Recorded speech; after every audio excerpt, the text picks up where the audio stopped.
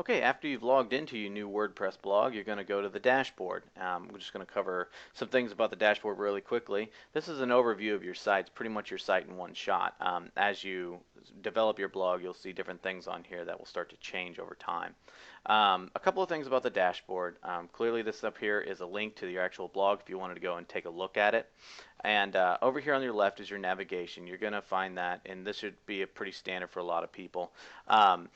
Also, a little thing about the navigation along the side is that if you'll notice in between where each of these navigation bars break, your icon will change, your mouse icon. If you click on that, that'll actually compact your navigation on the side so you can save yourself a little bit more screen room if you have a limited screen. So you want to really try and maximize your real estate. Your stuff will come out, you just hover over it, and it'll all just come out here on the side instead.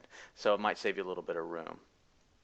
And you can click back and it'll restore itself. Up here at the top, you'll have these things that it's commonly used things that you may want to do real quick that you don't want to necessarily have to navigate to along the menu, or if you're somewhere else you don't want to have to try and find your way back to it.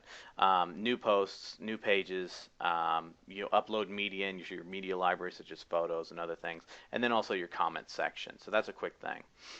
This right here, the right now, basically shows exactly what your blog is about. Tell you how many categories, pages, posts, tags, and how many comments you have, including the ones that are visible, the ones that you need to moderate in case they're spam, and the ones that have been flagged as spam. Also, it shows your theme, how many widgets you're using, and what type of WordPress you're using. If for any reason that you need to update it, it'll display it here, and it'll also display it down here. You can change your theme by clicking on this button very quickly. So, recent comments, if you have a comment that you may feel that you want to comment back on, or maybe maybe it shows that maybe it might be something that's spam, you'll see some of the recent comments here with also a quick menu that pops down that you can do right there from the dashboard. If you say, well, that's actually a spam comment, I want to spam it, or maybe even just want to delete it. Plugins, this is from WordPress itself. It's actually feeding to you directly. It's showing you kind of new plugins, popular plugins, recently updated ones. So in case it's something that you might be interested in, kind of keeps you in the loop about what's going on in the plugins. Drafts, this is something that if you keep a lot of drafts for common use, or maybe it's something you haven't completed, it'll show there. It's not really something that's used that much depending on where you are. Also, the WordPress development blog shows you what's going on in the WordPress world, such as right now, as of the recording, Beta 2 just came out for WordPress 3.0, so if some people like to see what's going on in the new versions of WordPress, it'll show you that kind of stuff here. Other WordPress news, it's just basically their feed of their different things. And your incoming links down here at the bottom. Your incoming links will basically show you how many people are linking to your blog. So basically what you want to do is just find out if you wanted a quick overview without having to do the manual searching yourself. That will do that for you. So it's a really nice thing to have. Also, another thing is that the WordPress news is configurable, and so is incoming links. If you wanted to configure exactly where the reader was for your incoming links, you can click on the configuration right here and adjust it accordingly. This is a little bit more advanced, so some people may not want to do this. So if you have a lot of items coming in and new ones coming in every day, maybe you want to see which ones are coming in, or if maybe you don't really care, you just want to show 5. If you want to display the date that they were added, you can do that too. So it's just a quick option for you to have.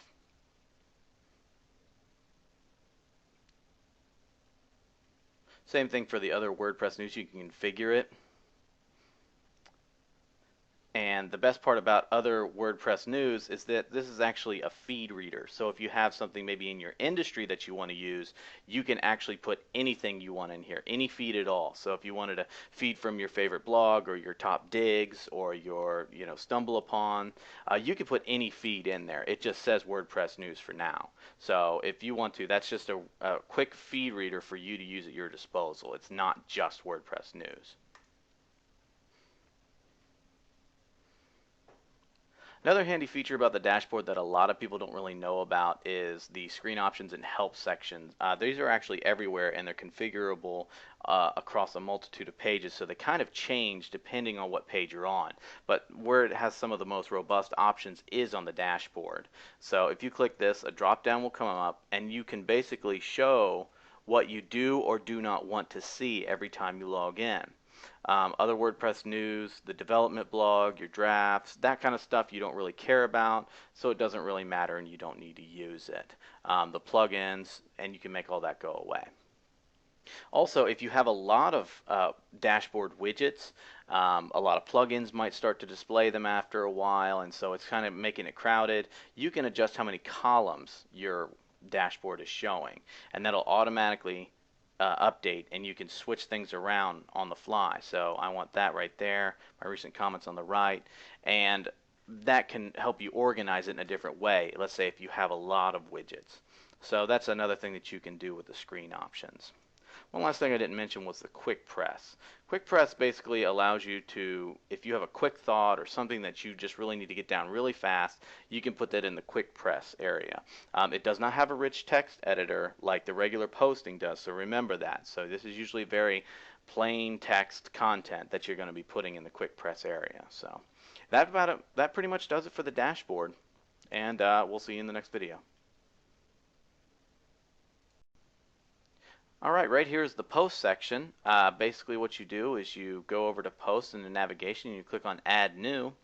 And basically what you want to do is the very basics of it is you add a title and some content and you hit the publish button. That's basically the overview of posts. There's a lot more details to it. First of all, you have your rich text editor here. That means basically it works just like Microsoft Word or an open office document. So whatever you want it to do, it will do for you. Such as if you want to hit bold, you don't have to know the HTML behind it. You just click the bold button and there you go. And the same thing applies if you want to do italics or strike through. It'll do it all for you. If you prefer to work in HTML, there's a tab over here that you can use to work in HTML. But if you want to just stick with a visual editor, you can just stick right there. And it has all the standard options: bulleted text, lists, block quotes, the left and right adjustment, and ability to add links, and also spell checking. Spell checking is kind of slow in WordPress. You might just want to stick with the spell checker that your browser provides, and just about all of them provide one.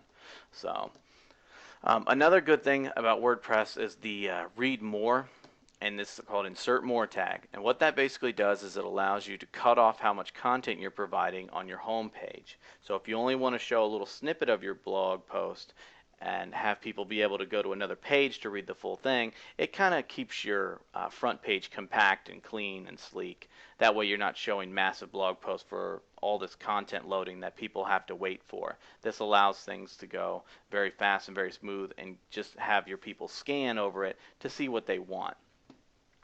Another valuable tool that a lot of people don't really use is the full screen mode. You click on this and this will put everything into your full screen. So if you have a tendency to write long blog posts, or you have a tendency to edit things in a very stylistic way and you want to see what it all looks like, you can use this full screen option. So don't forget that that's there. It's a very useful thing. And there's also a thing called the kitchen sink. It's a very quirky little thing about WordPress. It's all the advanced options inside of WordPress. You click on it, it'll give you the more advanced options. They're not as commonly used. It has an undo and a redo, and also this help section here. But there's a lot of things that you have in there that you're not going to use as often, such as your headings and stuff like that. But just know that it's there in case you want to use it. So that's the kitchen sink. On your right-hand side, you have your publishing options. You can save it as a draft, preview it before it's published, and then you have these three items down here. This is the status of your actual blog post. If you click edit on that, right now it's a draft because I haven't published it, but if it was published, it would say published. But you also have a couple different options. If you have a multiple author blog running, or if someone else has to review it, you can put a pending review on there. And that will allow people to basically say, hey, this is ready to be reviewed and published. I just need you to take a look at it first. So that's a really good option if you're a multiple author blog owner. This is your visibility, is the next one. Right now the visibility is public, so that means that the moment that you hit publish, it'll start going on your home page immediately. There's a couple different options you have though. First of all, under public, there's a little option that says stick this post to the front page. That's basically a sticky, such as in a forum sticky. Basically, it doesn't matter what else comes before or after it. This will always be in the top first post of your front page. So if you have something that's important that you want to announce to your blog, you basically want to put that as a sticky post, and that's how you do that. The next one is password protected. Basically, it'll still show up to everybody as a post that you can view, but in order to view it, after they've clicked on it, they're going to have to enter a password to see all the content. So this allows you to keep maybe protected content under passwords, such as downloads and videos and premium content. You just put it under a password, and you can distribute that password to certain people for them to view. So it's a good feature to use, but remember that the password you have to give out. So the next one is kind of like password protected, except for no one's going to be able to really view, not too many people are going to be able to view this except for certain users. Non-registered guests will not even be able to see that this is even a post if it's set to private. A private post is exactly that. It's for not many people. So if you set something to private and send somebody to it and they're not a registered member of your site, they're not going to see it. It'll actually show up as a 404 error. So something to keep in mind. A lot of times you're just not going to use private posts. A lot of times you use either password protected or public posts. So. All right, and then the next one is when you decide to publish something. That's why it says right now publish immediately. So if I click on this publish, it'll automatically go to my front page in my blog roll on my home page. So, but if you click edit, you can adjust the date whenever you're going to post your blog. A lot of people, when they first have a blog, they want to show that they have some content, so they'll maybe put it in the past, such as, maybe put it a couple months ago and make it look like an older post. But also another great feature about this is that you can actually schedule your posts. So maybe you want to do all of your blogging in one time frame, and you just set to have it drip feed its content over the course of maybe a couple days. So let's say you have 10 articles and you want to publish them once a day. Well, you don't have to go back every single day and publish it. You can publish all your articles at once and just schedule them to post on a different day.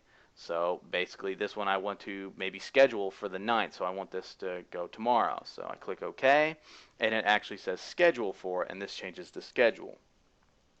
So it's a really handy feature if you want to keep yourself organized and kind of maximize your time instead of always having to come back and do the same tasks every day.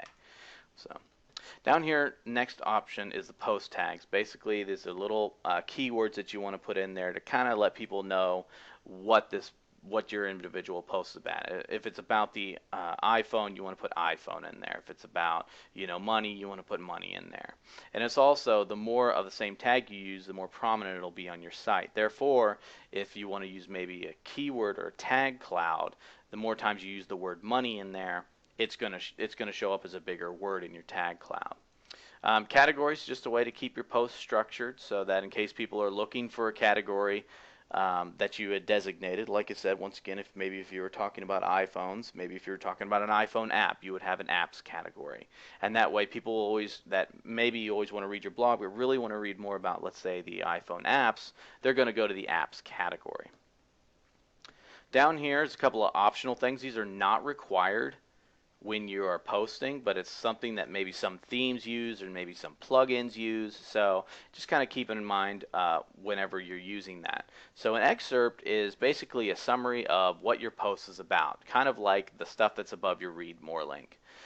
Some themes use it, some themes don't. Try it out with your theme and find out, so you're not writing excerpts for no reason. Trackbacks, don't worry about that too much. It's not something that's really used that much. Custom fields, what you want to do is that's something that's also can be used by themes and plugins, but if it's not used, then don't even worry about it. So basically you can say, videos I'm watching, happy feed. And that basically, it'll show up in your theme. It can tell you your mood sometimes and stuff like that through a custom field. And also down here at the bottom is discussion. This is the different things that will allow collaboration across your blog. Comments, basically, if you want people to be able to comment on the blog post, you just allow the comments. Allow trackbacks and pingbacks. Basically what that is that whenever somebody links to you, it'll notify the other blogs whenever you're, posting an update or something along those lines, and blogs will also let you know when they're linking to you. So, but if you don't want to allow that kind of stuff for different privacy reasons and stuff like that, you can just simply uncheck them. And that about does it for posts.